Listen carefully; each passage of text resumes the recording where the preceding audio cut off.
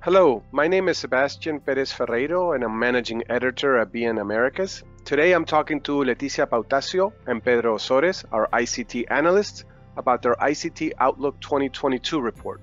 In it, they write that telecom companies have invested in their networks to keep up with the new reality of work from anywhere and a population confined to their homes and their over-the-top streaming services during the height of the pandemic. Even as lockdowns have eased considerably, the pressure on telcos to increase their capex will only grow.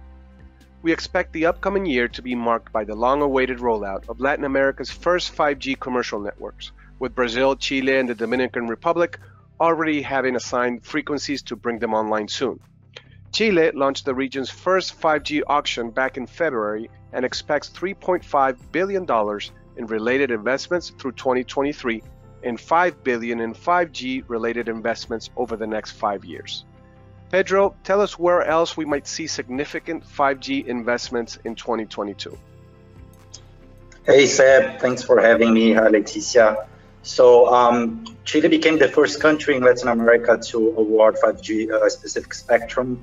After that, it came Dominican Republic in October, and just after DOMREC, Brazil. So we should see these three countries as the first rolling out 5G networks across Latin America. In fact, the Chile, Dominican Republic, and Brazil are already in process of signing the concession terms. Chile already did so, and DOMREC and Brazil are doing exactly the same right now as we speak. So first network deployments, according to the investment obligations of the tenders, are expected for the first half of 2022. And then, aside from these three countries, there are also some other pilots and trials, and also 5G DSS technologies being deployed across Latin America that we should see more often across 2022 as well. Okay. Leticia, along with 5G, other spectrum tenders and fiber deployments will drive the telecom sector next year. Tell us more about that. Yes, thank you, Seb. Hi, Pedro. So spectrum processes for 5G are expected in Mexico, Costa Rica, and Uruguay next year. Colombia has recently launched a public consultation about new spectrum caps, and this is a necessary step for 5G frequencies action.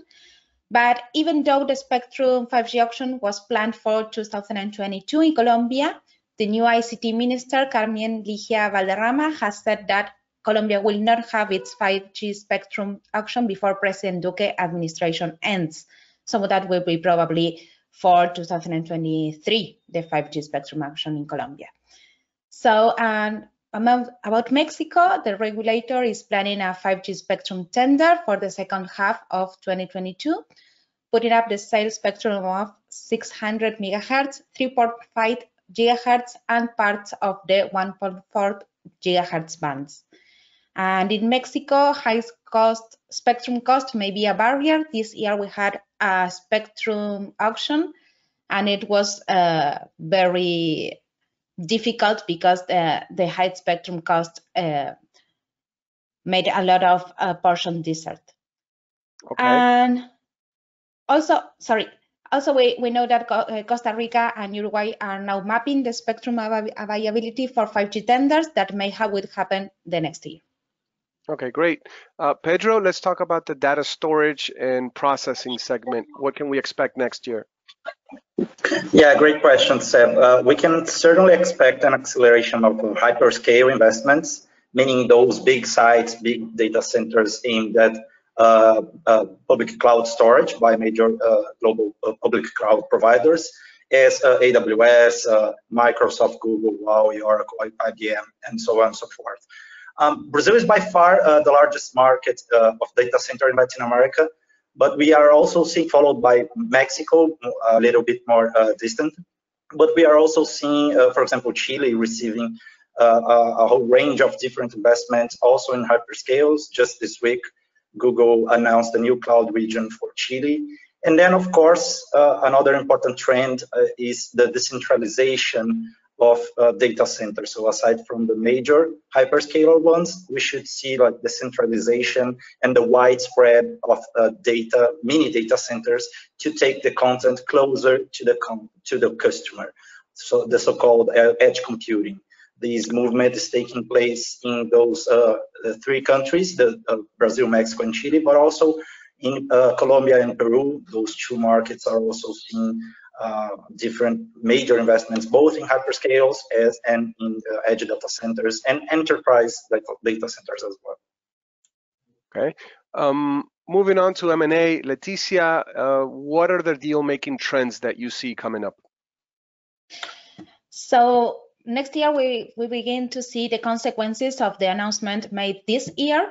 For example, recently, Grupo Huertain, the Argentinian Grupo Huertain, has acquired DirecTV Latin America. And we have announced that in Chile, Claro and BTR agreed to a joint venture to sustain investment in fixed networks, especially fiber to the home deployments. And in Panama, we have an agreement with the same companies. Liberty Latin America announced it to buy Claro for $300 million in cash. So these acquisitions these merger and acquisitions will be planned for 2022. I know that two other companies are planning a spin-off in their infrastructure. América Móvil is planning their tower infrastructure spin-off, and Millicom is also, it's not yet planned, but they are considering a spin-off of their infrastructure, so maybe we'll see more movements there. Pedro, we've grown accustomed to América Móvil leading the way in capex. Will that hold in 2022, or can we expect big investments from other telcos? Yes, by being the largest operator in Latin America, I mean, the operator with the largest footprint and presence and number of customers, it's natural that América Móvil also holds and also leads in terms of absolute figures. We show that in our report. Year to September, if I'm not mistaken, América Móvil invested $6.5 billion. At the same time, the company is taking a more cautious approach towards investments, being more selective, betting on eventual partnerships. Of course, there is 5G along the way, spectrum, and all the things that are associated with the 5G rollouts. But excluding it, Seb, I don't see América Móvil accelerating its capex the same way it has done in the last few years. In general, Seb, operators are looking to do more with less. Their margins are pressured by different reasons. Telefónica is divesting in Latam. It's carving out its fiber business in Chile, in Colombia, in Brazil. It's also looking to do the same in Peru. It's already an MVNO in Mexico with AT&T. So that's the overall trend. And then on the other hand, there are also the new entrants, companies that need to build up their infrastructure and are just making lots of investments, like WOM, for example, both in Chile and Colombia. Yeah, more with less seems to be the trend in every industry these days. Leticia, as you're based in Buenos Aires, you have a unique perspective on Argentina's Refefo fiber network. Tell us about it and what the country's provinces are doing connectivity-wise. So IDB approved a 100 million loan to finance phase 3 of the Refefo project, and that includes the deployment of fiber optics in 258 remote locations. And ARSAT also agreed with the company Transener to use more than 4,000 of dark fiber optics to span their backbone fiber networks. That's especially in south of Argentina, and that will help to close the rings of the network. But we also have a few projects in provinces. Santa Fe province has launched Santa Fe Más Conectada program, and it plans to deploy 4,000 kilometers of fiber optics. Recently, San Luis also launched its own fiber program, San Luis AMIL. This is trying to expand their infrastructure. They have a great fiber infrastructure in the province, and they want to expand it into home and businesses in a fiber to the home model. And other provinces, they have their own state-owned telecom operators and are also planning to invest in fiber optic developments. Okay. Lastly, Pedro, what political or economic risks, if any, should ICT investors keep top of mind going into next year?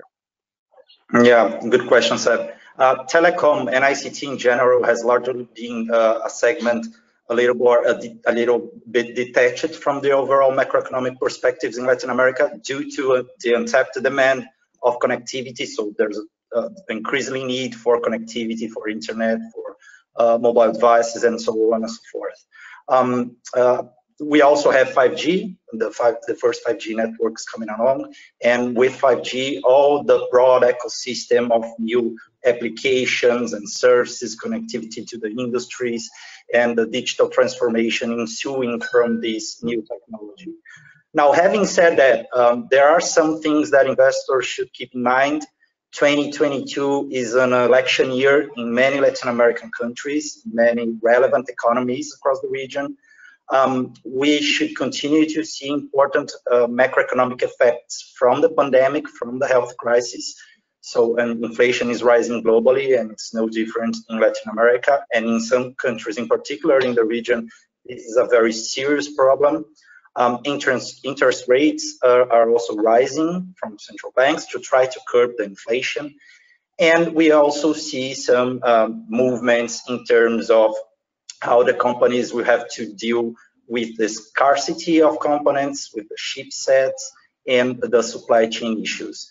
Analysts and investors and also the executives whom we spoke to, they are, it's almost a consensus that we should not see this situation on the supply chain and logistics side resolved anytime soon. So it should last way until 2022 at best. Okay, well, it promises to be a very interesting year all around. Pedro, Leticia, thanks for sharing your insights. Subscribers, remember that you can read the ICT Outlook 2022 report online or in a PDF format downloadable at BNamericas.com. Thanks for listening and have a great day.